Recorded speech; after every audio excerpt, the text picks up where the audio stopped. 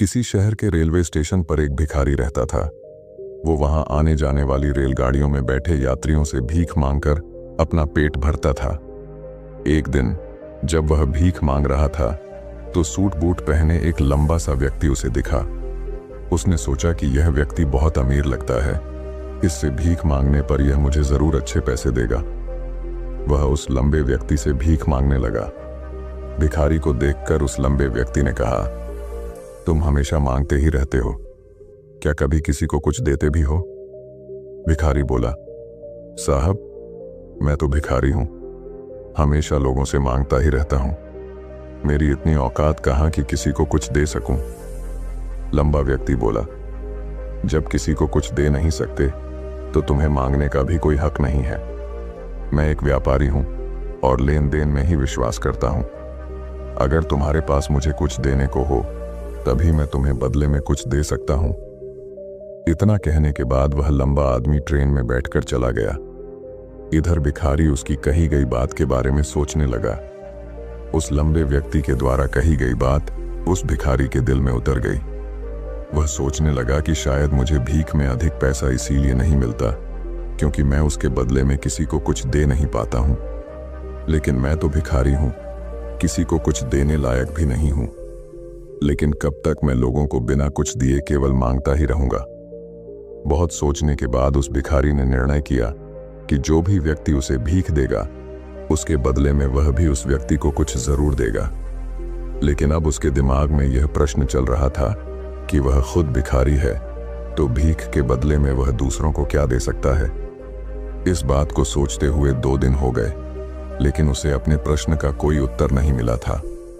तीसरे दिन जब वह स्टेशन के पास बैठा हुआ था तभी उसकी नजर कुछ फूलों पर पड़ी जो स्टेशन के आसपास के पौधों पर खिल रहे थे। उसने सोचा, क्यों ना मैं लोगों को भीख के बदले कुछ फूल दे दिया करूं। उसको अपना यह विचार अच्छा लगा और उसने वहां से कुछ फूल तोड़ लिए। अब वह ट्रेन में भीख मांगने पहुंचा। अब जब भी कोई उसे भीख देता तो उसके बदले में वह भीख देने वाले को कुछ फूल दे देता। उन फूलों को लोग खुश होकर अपने पास रख लेते थे। अब भिखारी रोज फूल तोड़ता और भीख के बदले में उन फूलों को लोगों में बांट देता था। कुछ ही दिनों में उसने महसूस किया कि अब उसे बहुत अधिक लोग भीख देने लगे हैं। वह स्टेशन के पास के सभी फूलों को तोड़ लाता था। जब तक उसके पास फूल रहते थे तब तक उसे बहुत से लोग भीख देते थे, लेकिन जब फूल बांटते बांटते खत्म हो जाते तो उसे भीख भी नहीं मिलती थी। अब रोज ऐसा ही चलता रहा। एक दिन जब वह भीख मांग रहा था तो उसने देखा कि वही लंबा व्यक्ति ट्रेन में बैठा है जिसकी वजह से उसे भीख के बदले फूल देने की प्रेरणा मिली थी।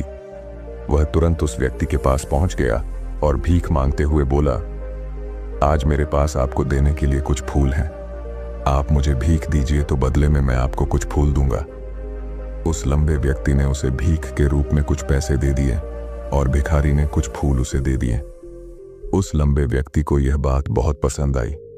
वह बोला, वाह क्या बात है, आज तुम भी मेरी तरह एक व्यापारी बन गए हो। इतना कहकर फूल लेकर वह लंबा व्यक्ति अपने स्टेशन पर उतर गया। लेकिन उस लंबे व्यक्ति द्वारा कही गई बात एक बार फिर से उस भिखारी के दिल में उतर गई। वह बार बार उस लंबे व्यक्ति के द्वारा कही गई बात के बारे में सोचने लगा और बहुत खुश होने लगा। उसकी आंखें अब चमकने लगीं। उसे लगने लगा कि अब उसके हाथ सफलता की वह चाबी लग गई है जिसके द्वारा वह अपने जीवन को बदल सकता है। वह तुरंत ट्रेन से नीचे उतरा और उत्साहित होकर बहुत तेज आवाज में ऊपर आसमान की तरफ देखकर बोला, मैं भिखारी नहीं हूं, मैं तो एक व्यापारी हूं, मैं भी अमीर बन सकता हूं। लोगों ने उसे देखा तो सोचा कि शायद यह भिखारी पागल हो गया है और अगले दिन से वह भिखारी उस स्टेशन पर फिर कभी नहीं दिखा। लेकिन 6 महीने बाद इसी स्टेशन पर 2 व्यक्ति सूट बूट पहने हुए यात्रा कर रहे थे। दोनों ने एक दूसरे को देखा तो उनमें से एक ने दूसरे से हाथ मिलाया और कहा, क्या आपने मुझे पहचाना? दूसरा व्यक्ति बोला, नहीं, क्योंकि मेरे हिसाब से हम लोग पहली बार मिल रहे हैं। पहला व्यक्ति बोला, नहीं, आप याद कीजिए, हम पहली बार नहीं बल्कि तीसरी बार मिल रहे हैं। दूसरा व्यक्ति बोला, मुझे याद नहीं, वैसे हम पहले 2 बार कब मिले थे? अब पहला व्यक्ति मुस्कुराया और बोला, हम पहले भी 2 बार इसी ट्रेन में मिले थे। मैं वही भिखारी हूं जिसको आपने पहली मुलाकात में बताया कि मुझे जीवन में क्या करना चाहिए, और दूसरी मुलाकात में बताया कि मैं वास्तव में कौन हूं। दूसरा व्यक्ति मुस्कुराया और अचंभित होते हुए बोला, ओ, याद आया, तुम वही भिखारी हो जिसे मैंने एक बार भीख देने से मना कर दिया था और दूसरी बार मैंने तुमसे कुछ फूल खरीदे थे। लेकिन आज तुम ये सूट बूट में कहाँ जा रहे हो और आजकल क्या कर रहे हो? तब पहला व्यक्ति बोला, हाँ, मैं वही भिखारी हूं, लेकिन आज मैं फूलों का एक बहुत बड़ा व्यापारी हूं और इसी व्यापार के काम से ही दूसरे शहर जा रहा हूं। कुछ देर रुकने के बाद वह फिर बोला, आपने मुझे पहली मुलाकात में प्रकृति का वह नियम बताया था जिसके अनुसार हमें तभी कुछ मिलता है जब हम कुछ देते हैं। लेन देन का यह नियम वास्तव में काम करता है। मैंने यह बहुत अच्छी तरह महसूस किया है, लेकिन मैं खुद को हमेशा भिखारी ही समझता रहा। इससे ऊपर उठकर मैंने कभी सोचा ही नहीं। और जब आपसे मेरी दूसरी मुलाकात हुई तब आपने मुझे बताया कि मैं एक व्यापारी बन चुका हूं। अब मैं समझ चुका था कि मैं वास्तव में एक भिखारी नहीं बल्कि व्यापारी बन चुका हूं। मैंने समझ लिया था कि लोग मुझे इतनी भीख क्यों दे रहे हैं, क्योंकि वह मुझे भीख नहीं दे रहे थे बल्कि उन फूलों का मूल्य चुका रहे थे। सभी लोग मेरे फूल खरीद रहे थे क्योंकि इससे सस्ते फूल उन्हें कहाँ मिलते।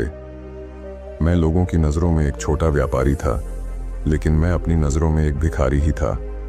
आपके बताने पर मुझे समझ आ गया कि मैं एक छोटा व्यापारी हूँ।